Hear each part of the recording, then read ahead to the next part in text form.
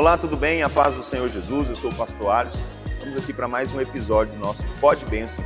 Eu quero te pedir para compartilhar esse vídeo com o maior número de pessoas que você puder, com seus amigos, familiares, com seus grupos de WhatsApp, e fique comigo até o final dessa palavra de Deus para a sua vida.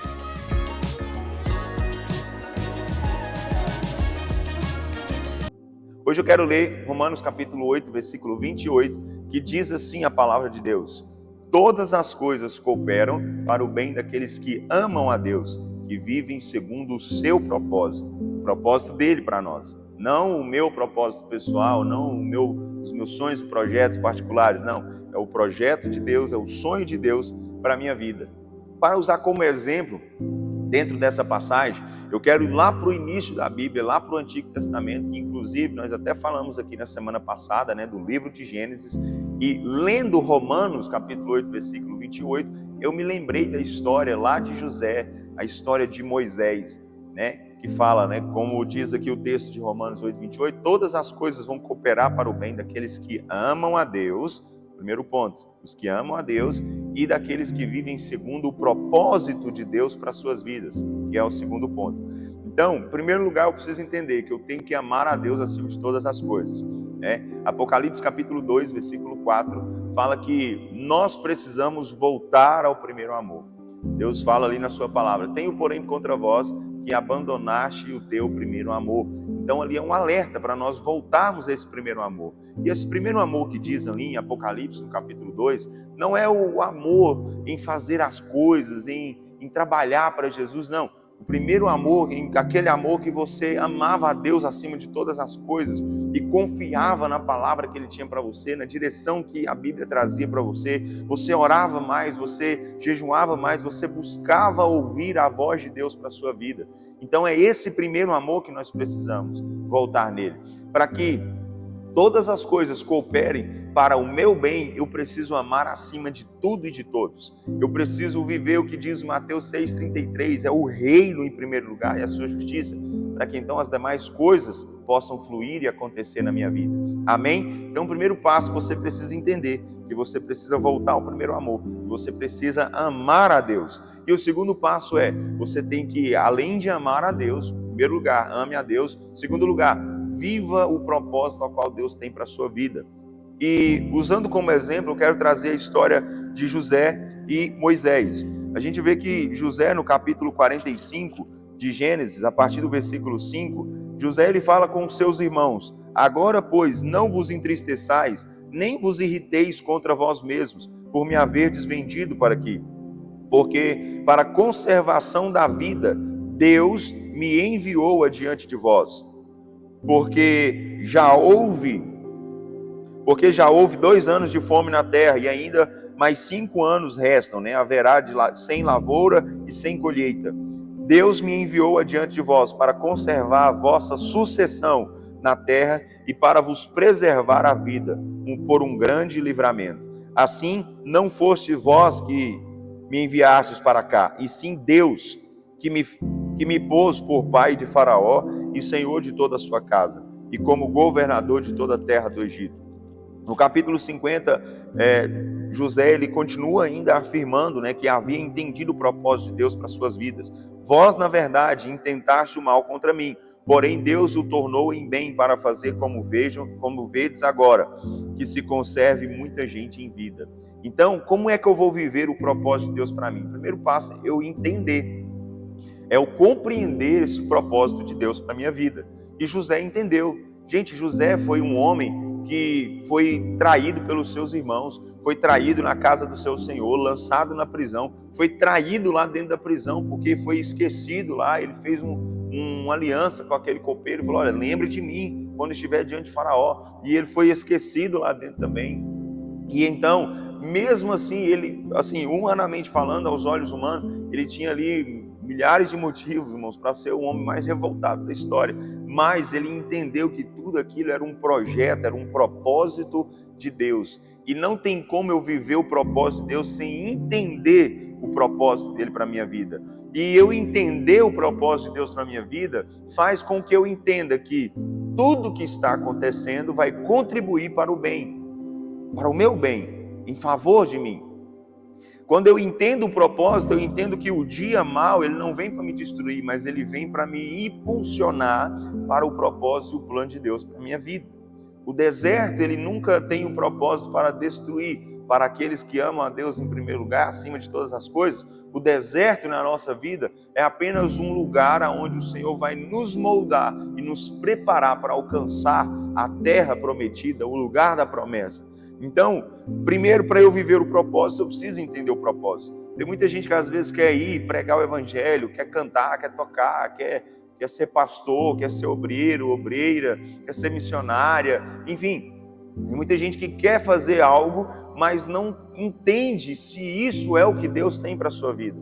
E às vezes quando vem a menor dificuldade, a menor luta, o menor problema, já coloca em xeque a palavra de Deus para as suas vidas. É porque não entenderam verdadeiramente o propósito de Deus. E, em primeiro lugar, gente, dentro do propósito, eu preciso entender que evangelho não é sobre ganhar, é sobre perder. Quem quiser ganhar e quem quiser salvar a sua vida, perder-la. Então, Jesus é bem claro em Marcos capítulo 8, versículo 34 a seguir. Negue-se a si mesmo, tome a sua cruz e siga-me. Quer ganhar a sua vida? Perca ela, entregue ela aos meus pés. Em outras palavras, Jesus está dizendo, confia nele, né? E o mais ele fará, como diz Mateus 6,33. Então, primeiro eu amo a Deus acima de tudo, né, com tudo que tenho, com tudo que sou, e depois eu entendo o meu propósito, então, para viver o meu propósito. E o propósito de Deus em mim, gente, vai alcançar multidões de pessoas. Assim foi na vida de José.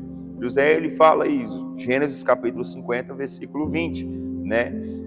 O mal que os irmãos dele tinham tentado contra ele, Deus tornou em bem, para fazer como eles estavam vendo naquela época, né? Que conservasse ali muita gente em vida, através da direção que Deus deu, de estocar alimento, né, de ter mantimento guardado, ali milhares de pessoas foram salvas e alcançadas. Então o propósito de Deus para a minha vida, segundo ponto, primeiro eu entendo o propósito, segundo ponto, dentro de viver o propósito de Deus, é que aquilo que o Senhor tem para mim, não é só apenas sobre mim, mas vai alcançar aqueles que estão à minha volta. Amém? Primeiro eu entendo o propósito, e então eu entendo que não é apenas sobre mim, mas é a partir de mim. Deus quer me usar e que eu seja instrumento nas mãos deles. Amém? Então o propósito de Deus tem a ver com multidões. Marcos capítulo 16, verso 15 e 16, Jesus fala, ide, pregai o evangelho a toda criatura, quem crê e for batizado será salvo. Mateus 28, 19 e 20, Jesus fala, ide, fazei discípulos de todas as nações, batizando-os em nome do Pai, do Filho e do Espírito Santo, ensinando-os a guardar, né, a palavra. E Jesus, ele fala no versículo 20, que estará conosco até a consumação dos séculos. Lucas capítulo 10, versículo 1 ao 24, nós vemos Jesus enviando ali 70 dos seus discípulos para que pudessem pregar a palavra de aldeia em aldeia, de cidade em cidade, para expulsar demônios, enfim.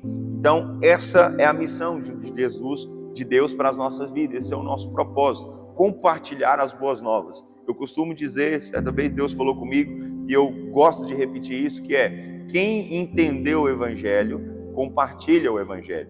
Não tem como eu guardar só para mim, porque viver o Evangelho fala sobre multidão, fala sobre alcançar os perdidos, fala sobre ir atrás daqueles que estão cativos ainda no engano, na cegueira espiritual, que está ainda no pecado, vivendo um caminho de morte. Evangelho é sobre resgatar essas pessoas. Evangelho é poder de Deus para a salvação, como diz Romanos capítulo 1, versículo 16. Dentro disso eu posso ter prosperidade financeira, familiar, saúde, enfim, sim, posso. Mas o primeiro ponto que o Evangelho traz é salvação. E a salvação é um pacote completo.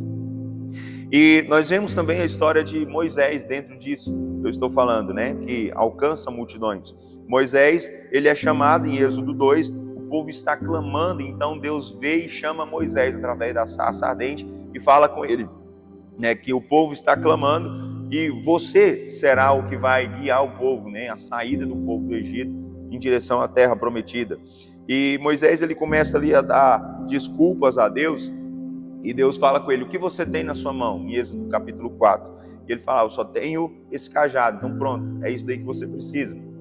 Porque para eu viver o propósito de Deus, não tem a ver com a minha capacidade, mas tem a ver com a minha disponibilidade para aquilo que o Senhor tem para fazer em minha vida e através de mim. Amém? Então não é sobre a sua capacidade, é sobre você se voluntariar e falar: Senhor, eis-me aqui, envia-me a mim. Assim como Isaías disse, né? Isaías também falou, usou uma desculpa para com Deus: Senhor, eu sou homem de lábios impuros, habito no meio de homens de lábios impuros, e Deus então purifica ele tocando com brasa viva do altar. E então daí depois Isaías fala: agora eu estou pronto, envia-me a mim.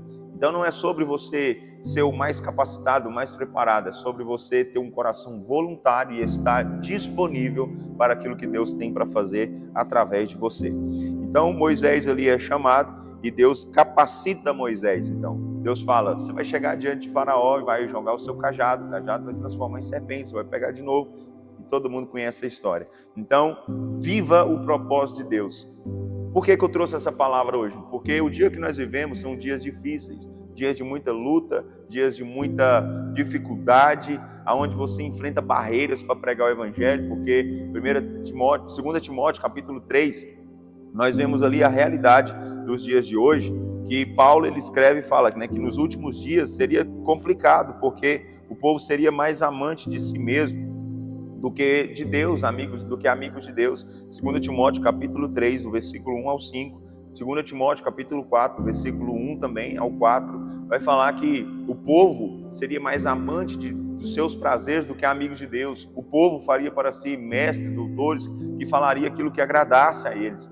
Então, irmãos, você que quer viver o propósito de Deus para a sua vida, precisa entender que as palavras de exortação, elas fazem parte do momento do seu processo, do momento do seu propósito, do propósito de Deus para a sua vida. Talvez você fale: essa palavra é dura, por que Deus está falando assim, por que o pastor só fala dessa forma? Mas isso faz parte, todas as coisas cooperam para o bem daqueles que amam a Deus. Busque viver da palavra e não por situações e circunstâncias que trazem emoção no momento, mas não gera transformação.